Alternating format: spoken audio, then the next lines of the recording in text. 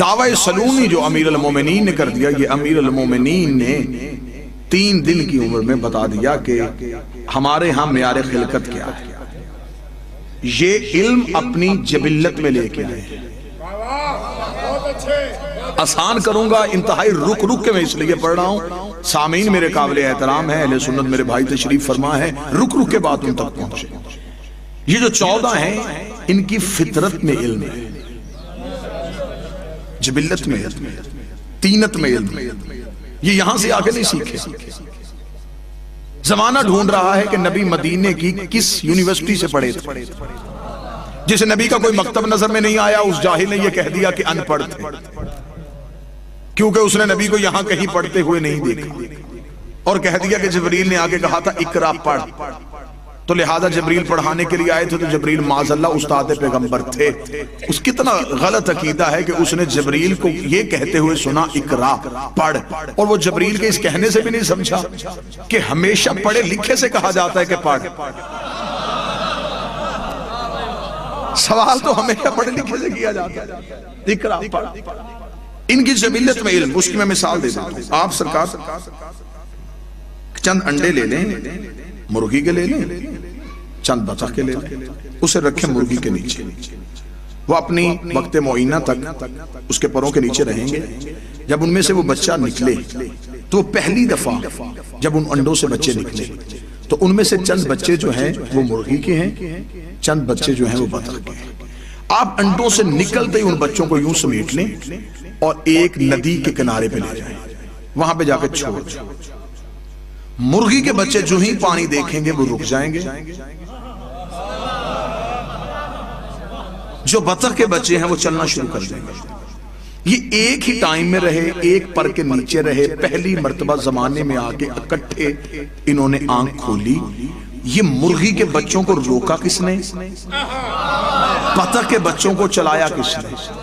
اب ہمیں بتاتے ہیں کہ اس کی فطرت میں تیرنا ہے، ان کی فطرت میں تیرنا نہیں۔ یہ جو 14 ہیں یہ جبلت میں علم لے کے آئے ہیں، یہ فطرت میں علم لے کے آئے ہیں، انہوں نے زمانے سے آگے نہیں سیکھا، انہوں نے زمانے سے آگے نہیں پڑھا۔ لوگ کہتے ہیں کہ جس طرح ہم دنیا میں آئے ہیں ہماری ارتقاء کی منزلیں ہیں، ہمارے ہاں یہ ہوتا ہے کہ ہمارے ہاں نطفہ ہے، نطفے سے خون ہے، خون سے لوتھڑا ہے، لوتھڑے سے جسم ہے، جسم کے بعد بچپن ہے، بچپن کے بعد جوانی ہے، جوانی کے بعد بڑھاپا ہے، بڑھاپے کے بعد موت ہے۔ یہ ہے ارتقاء کی منزلیں۔ 14 ان منزلوں میں نہیں آتے۔ کوئی عقیدہ میرے ساتھ ملے نہ ملے، میں اپنا حق بیان کرنے لگا ہوں، وہ ان منزلوں میں نہیں آ سکتے، وہ آ ہی نہیں سکتے ان منزلوں میں۔ وہ تو ان کی مہربانی ہے کہ ہمیں سمجھانے کے لیے ہم جیسے بن کے آ گئے، یہ تو ان کی کرم نوازی ہے کہ وہ ہمیں سمجھانے کے لیے ہم جیسے بن کے آ گئے۔ اگر وہ اپنی اصلی حالت میں آ جاتے تو شاید زمانے کی وہی حالت ہوتی جو طور میں موسیٰ کے ساتھیوں کی ہوئی تھی۔ یہ تو ان کا کرم تھا، یہ تو ان کا فیض تھا، یہ ہمیں سمجھانے کے لیے ہم جیسے بن کے آ گئے۔ اب جب جس نے اپنے جیسے دیکھا اس نے کہا جی بشریت کا لبادہ تھا، ہماری طرح ہاتھ ہے، ہماری طرح آنکھیں تھی، ہماری طرح کھاتے تھے، ہماری طرح پیتے تھے، ہم میں اور ان میں فرق کیا؟ وہ تو ہماری طرح حقیقت میں نور تھا، باہر بشریت کا لبادہ تھا، لبادہ بشریت میں چھپا ہوا ایک نور تھا۔ میں اس کی ایک پھر مثال دیتا ہوں، مثالوں کے ذریعے سے، کیونکہ زمیندار مجمع ہے بات پہنچے۔ میری آواز اس مائک کے ذریعے سے آپ تک جا رہی ہے، کس طرح آ رہی ہے شاہد صاحب؟ اس تار کے ذریعے، اس کے اندر ایک بجلی کی لہر دوڑ رہی ہے جو میری آواز کو ان ساؤنڈز کے ذریعے سے آپ تک پہنچا رہی ہے۔ اس بجلی کی لہر کے اوپر یہ ایک پلاسٹک اور ربڑ کا کور ہے۔ اگر یہ کور نہ ہوتا، میں کوشش کر رہا ہوں رک رک کے اور سمجھا کے بات، میں اسے چھو نہ سکتا۔ اس کے اندر ایک تیز لہر، ایک تیز رو ہے جو دوڑ رہی ہے۔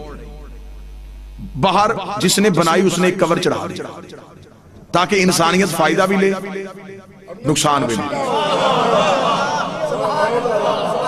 ہر بندہ پڑھا لکھا نہیں ہوتا، لوگ اسے ہاتھ بھی لگا لیں، فائدہ بھی لیتے رہیں، نقصان بھی لیں۔ جب تک یہ ہمارے قریب رہی اس کے اوپر یہ کور رہا، لیکن یہ جو باہر کھمبوں کے اوپر ہیں ان کے اوپر کور کیوں؟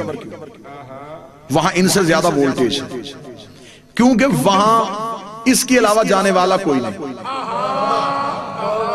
وہاں یہ اپنے مسکن سے آتی ہے، مسکن میں جاتی ہے، وہاں یہ اپنی اصلی حالت میں رہتی ہے۔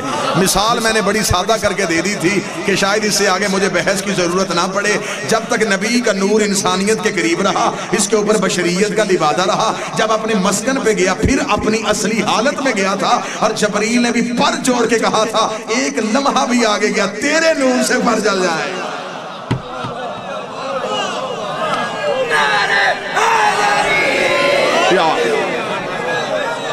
یا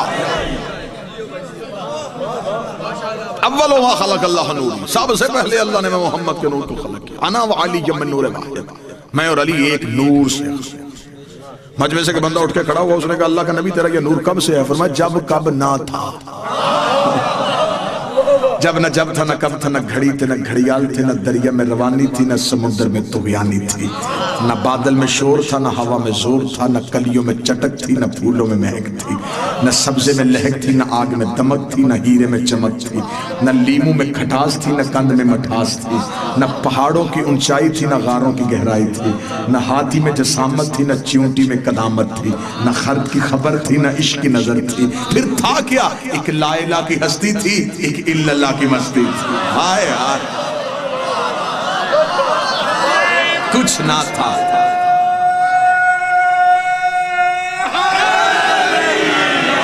کچھ نہ تھا ہم تھے، کچھ نہ ہوگا ہم ہوں گے. کچھ بھی نہ تھا. کیا کہوں کیا تھا؟ جو بھی کہوں گا وہ لفظ ہوں گے.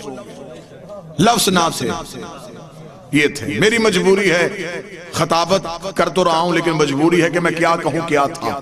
زبان جبرائیل کی طرح کام کے پیچھے رہ جاتی ہے. کیا کہوں کیا تھا اور یہ تھے. بس یہ ہے، ایک بنانے والا تھا، ایک بننے والا تھا، ایک عزت دینے والا تھا، ایک عزت پانے والا تھا. ایک نور تھا اور ایک نور کی پرچھائی تھی. ایک حقیقت تھی اور ایک مثل تھی. یہ توحید کی مثلیں ہیں. جب آپ آئینے کے سامنے کھڑے ہوتے ہیں، جو آئینے کے اندر نظر آ رہا ہوتا ہے وہ آپ نہیں ہوتے، آپ کی مثل ہوتا ہے. آپ ہاتھ اٹھاتے ہیں وہ بھی اٹھا لیتے ہیں، آپ مسکراتے ہیں وہ بھی مسکرا دیتے ہیں، آپ بیٹھتے ہیں وہ بھی بیٹھ جاتے ہیں. آپ اس سے بھی زیادہ خاموش ہو، نتیجہ دینے میں مجھے اتنا لطف آئے گا کیونکہ آپ کا تجسس بتا رہا ہے کہ آپ گہرائی تک جانا چاہتے ہیں. شیرازی بادشاہ، وہ جو اندر ہے وہ سب کچھ وہی کرتا ہے جو باہر والا کرتا ہے. کیوں کرتا ہے؟ اس لیے کہ اندر والے کا اپنا ارادہ کوئی نہیں ہوتا. اندر والا وہی کرتا ہے جو باہر والا کرتا ہے. توحید نے انہیں اپنے عکس، اپنی پرتو بنا کے زمانے میں بھیج دیا. خدا نے بتایا اب ان کا اپنا ارادہ کوئی نہیں ہے، یہ وہ کہتے ہیں جو خدا کہتا ہے. اس لیے خدا نے کہہ دیا وَمَا يَنْطِقُ عَنِ الْهَوَىٰ إِنْ هُوَ إِلَّا وَحْيٌ يُوحَىٰ. میرا حبیب یہ جو بھی بولتا ہے تو نہیں بولتا، تیرے اندر میں بولتا ہوں. کنکر رسول نے پھینکے، خدا نے کہا یہ اس نے نہیں پھینکے، یہ میں نے پھینکے. بیعت نبی نے کروائی، خدا نے کہا اس نے نہیں کروائی، یہ میں نے کروائی ہے. بولا رسول تھا، خدا نے کہا میں بولا ہوں. کنکر یا رسول نے پھینکی، خدا نے کہا میں نے پھینکی ہے. بیعت نبی نے اپنے ہاتھ میں کروائی، خدا نے کہا میرے ہاتھ میں ہوئی ہے. اس کا مطلب ہے جو غدیر پہ علی کی امامت کا اعلان ہوا ہے یہ بھی رسالت نہیں کر رہی بلکہ خود توحید کر رہی.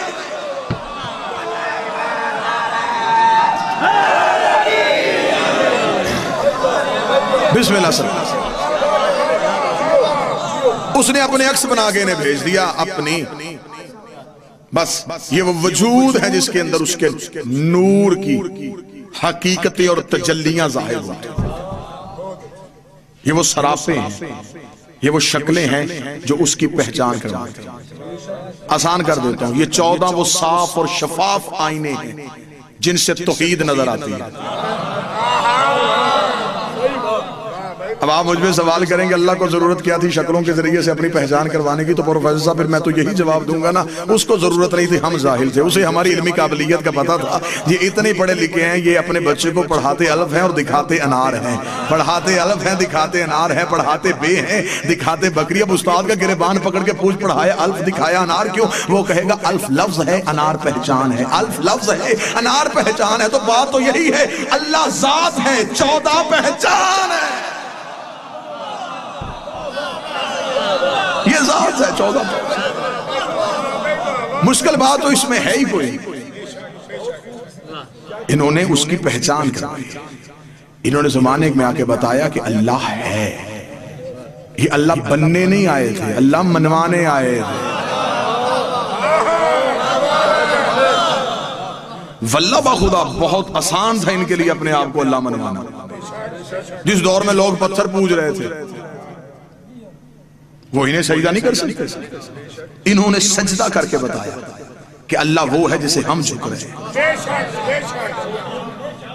ہم سجدے کرتے ہیں جنت کے لالچ میں، یہ سجدے کرتے ہیں اسے منوانے کے لیے. کتنا فرق ہے ان کی عبادت میں اور ہماری عبادت میں. یہاں جنت کا لالچ کوئی نہیں، دوزخ کا خوف کوئی نہیں. یہاں عبادت ہے تو توحید کو منوانے کے لیے، اللہ کو منوانے کے لیے. کیونکہ اس سے پہلے جتنے بھی ادیان عالم آ چکے تھے، ہر دین کا آغاز، دین کا وجود خوف کی وجہ سے ہوا تھا. جو پتھر سے ڈرے انہوں نے پتھروں کو سجدہ کرنا شروع کر دیا. سورج کو گہن لگ گیا، لوگوں نے سورج کو پوجنا شروع کر دیا. سانپ نے کسی کو ڈس لیا، انہوں نے کہا جو موت دے سکتا ہے پھر زندگی بھی یہی دیتا ہوگا. انہوں نے سانپ کے آگے ہاتھ جوڑ کے سانپ کو راضی کرنا شروع کر دیا. اگر پانی دریا سے نکل آیا اور اس نے ندیاں بہاتے ہوئے وہ سینکڑوں سیلاب کی صورت میں وادیاں بہا کے لے گیا تو لوگوں نے کہا پھر پانی مارتا ہے، تو لوگوں نے گنگا کو ماں کہنا شروع کر دیا اور اس کے سامنے جھکنا شروع کر دیا. کیا کہنے علی ابن ابی طالب تیرے، تو انہیں توحید کو کیسے کیسے منوایا ہے. علی سے پہلے لوگ پتھر کو خدا کہتے تھے، سورج کو خدا کہتے تھے، چاند کو خدا کہتے تھے، بندوں کو خدا کہتے تھے. علی نے آ کے سانپ کو چیر کے بتا دیا سانپ خدا نہیں ہوتا، بتوں کو توڑ کے بتا دیا پتھر خدا نہیں ہوتے، سورج کو پلٹا کے بتا دیا سورج خدا نہیں ہوتا، خود سجدہ کر کے بتا دیا بندہ بھی خدا نہیں ہوتا.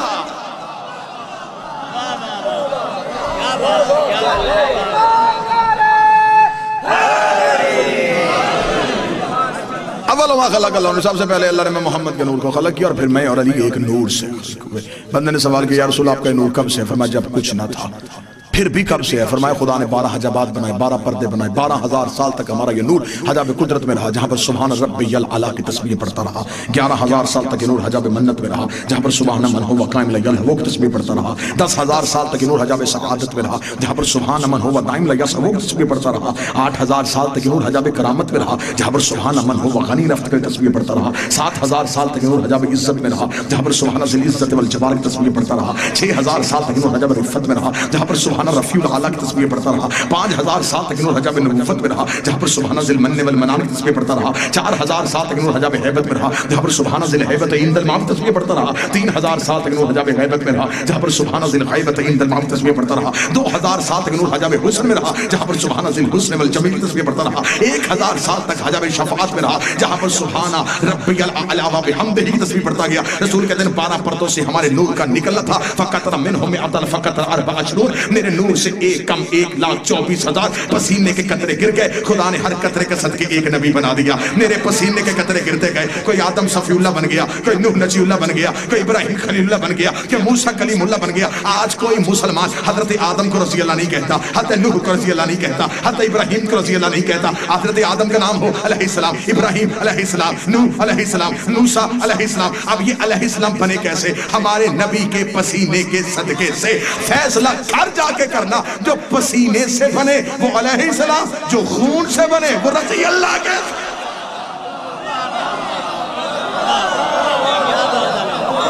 جن کا خون نبی کا،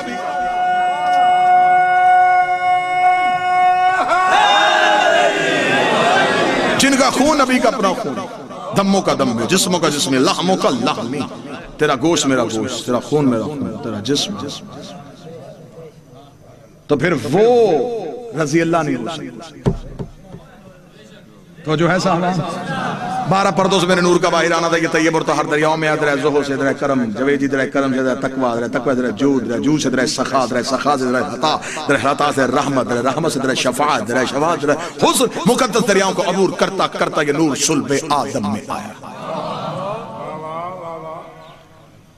صلب آدم میں ہم نے کبھی نہیں کہا کہ معاذ اللہ ثم معاذ اللہ کہ نبی کے آباء و اجداد مسلمان نہیں تھے. جاہل ہے وہ مسلمان جو یہ عقیدہ دیتا کہ باپ دادا مسلمان نہیں تھے. خدا قرآن میں کہتا ہے یاسین والقرآن الحکیم انک لمن المرسلین. او میرا سید، میرا سردار نبی، مجھے حکمتوں والے قرآن کی قسم تم مرسلین میں سے ہے، کافرین میں سے نہیں ہے. انک لمن المرسلین، تم مرسلین میں سے.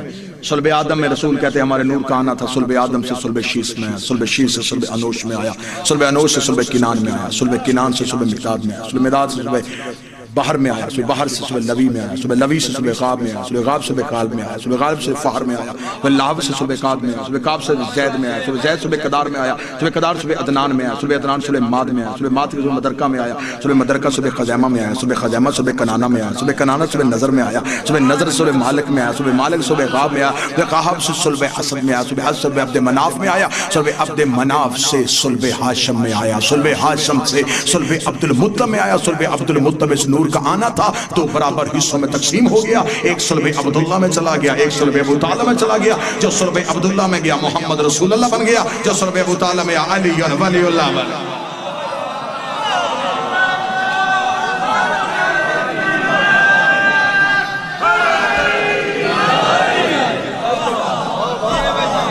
جی ہاں، معصوم سے سوال کیا گیا کہ مولا آپ توحید کے کہاں رہتے تھے؟ فرمایا ہم توحید کی اندیت میں رہتے تھے۔ بڑا خوبصورت سفر ہوا، تو میں چاہتا ہوں کہ نتیجہ بھی اتنا ہی خوبصورت ہونا چاہیے۔ فرمایا ہم توحید کی اندیت میں رہتے تھے۔ علم الکلام جاننے والے علم الکلام کی کتاب ممبر پہ لے کے آئیں دیکھتے ہیں کہ قربت کی منزلیں کتنی ہوتی ہیں۔ بات تھوڑی مشکل ہے لیکن جہاں آپ نے اتنی محبت کی ہے اس معاملے میں ساتھ کتنی منزلیں ہوتی ہیں سرکار؟ منزلیں ہوتی ہیں 4: قرب، دن، لدن، اندیت۔ علم الکلام کہتا ہے کہ کسی انسان کو جانچنے کے لیے، پرکھنے کے لیے 4 منزلیں ہیں: قرب، دن، لدن، اندیت۔ قرب کیا ہے؟ یہ سارا مجمع میری گفتگو سن رہا ہے، آپ میرے قریب ہیں، سارے قرب نہیں۔ قرب کون ہے؟ یہ جو احباب میرے بالکل سامنے بیٹھے ہیں یہ میرا قرب ہے، اس لیے کہ ان کے اور میرے درمیان تیسرا کوئی نہیں۔ پیچھے سے کوئی صاحب اگر مجھ تک آنا چاہے وہ کسی کے کاندھے پہ ہاتھ رکھے گا، کسی کے بازو پہ رکھے گا، وہ لوگوں سے ہوتا ہوا مجھ تک پہنچے گا۔ اگر قبلہ بادشاہ شیرازی صاحب مجھ تک آنا چاہیں تو یہ سیدھے بغیر کسی وسیلے کے مجھ تک آتا ہے۔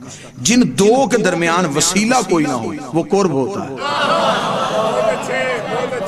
اس لیے خدا نے قرآن میں کہا کہ میرے نبی کے قربہ سے محبت کرو، ان سے محبت کرو جو نبی کے اتنے قریب ہیں کہ ان کی اور نبی کے درمیان وسیلہ کوئی نہیں ہے۔ اب میرا خیال اگر کسی بندے نے قرب ڈھونڈنا ہو تو چادر سے اچھی مثال کوئی نہیں۔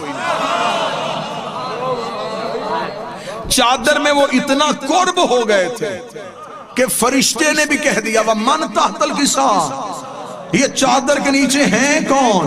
آواز آئی ہم فاطمہ تو وَعَبُوهَا وَبَعْلُوهَا وَبَنُوهَا، ایک سیدہ کا باپ، ایک سیدہ کا شوہر، 2 سیدہ کے بیٹے۔